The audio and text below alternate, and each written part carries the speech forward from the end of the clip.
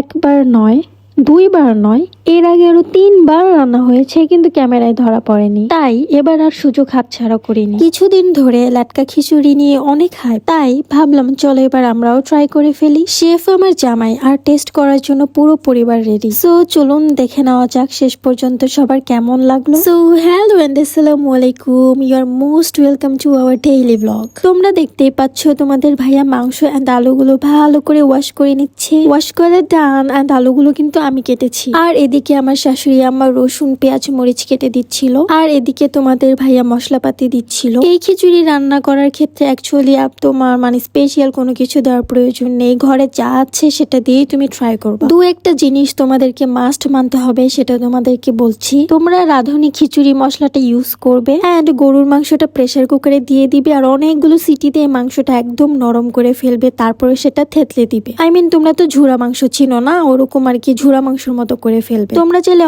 অনেকক্ষণ তাপ দিয়ে হাঁড়ি পাতিলেও মাংসটা নরম করে ফেলতে পারো, কিন্তু প্রেসার কুকারে একটু তাড়াতাড়ি হয় আর কি। এন্ড খিচুড়িতে যে চাউলটা ইউজ করবা সেটা হচ্ছে মোটা চাল ইউজ করবা, আর অনেক বেশি পানি রাখবা না, মাখো মাখো করবা। সেটার জন্য তোমরা লাস্টে কর্নফ্লাওয়ার ইউজ করতে পারো, বা আলু সিদ্ধ দিয়ে সেটা থেতলে আলু মিক্স করে দিতে পারো, তাহলে অনেকটা মাখো মাখো হয়ে যাবে।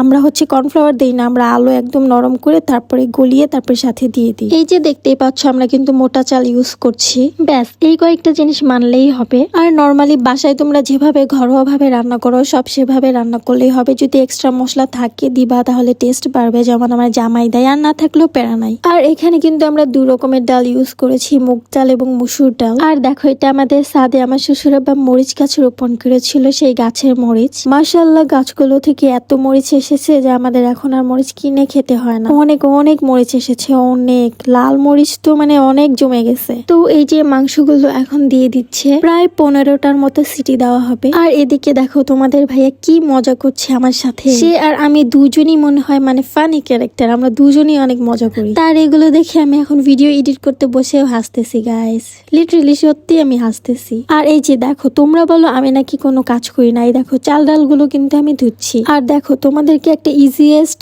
টেকনিক শিখাই দিতেছি, তোমরা না এরকম স্পুন দিয়ে চাল ডাল গুলো ধুতে পারো। তবে স্পুন দিয়ে ধুলে আর কি অনেকবার ধোয়া লাগে, আর হাত দিয়ে ধুলে বেশিবার ধোয়া লাগে না। সো তোমরা এভাবে ট্রাই করে দেখতে পারো। Anyway my husband loves cooking and he is really good at it. He often cooks for the whole family and we always enjoy those moments together. This time he made the viral latka khichuri, as you can see. He had already cooked it a few times before, but we never filmed it. I mean, we have enjoyed it before, but this is the first time we are sharing it with you. একবার বকবকানি শুরু হলে শেষ হওয়ার নামই নেই। এদিকে ছোড়া মাংসগুলো হয়ে গেছে, সেটার কোনো খবরই নেই। নর্মালি খিচুড়ির চাল যেভাবে রান্না করে সেভাবে রান্না করে আমরা ঝোড়া মাংসগুলো মিক্স করে দিচ্ছি, দেখতেই পাচ্ছ। চাল যখন 80% হয়ে যাবে তখনই তোমরা মাংসগুলো মিক্স করবে। এই দেখো আমাদের খিচুড়ি কিন্তু হয়ে গেছে। খিচুড়িটা ছিল একদম পারফেক্ট, স্বাদ ঘ্রাণ সবকিছু মিলিয়ে অসাধারণ। আলহামদুলিল্লাহ খিচুড়িটা সত্যি অনেক মজার হয়েছিল, সবাই অনেক তৃপ্তি করে খেয়েছি। আর সত্যি সময়টাও অনেক দারুণ কেটেছে।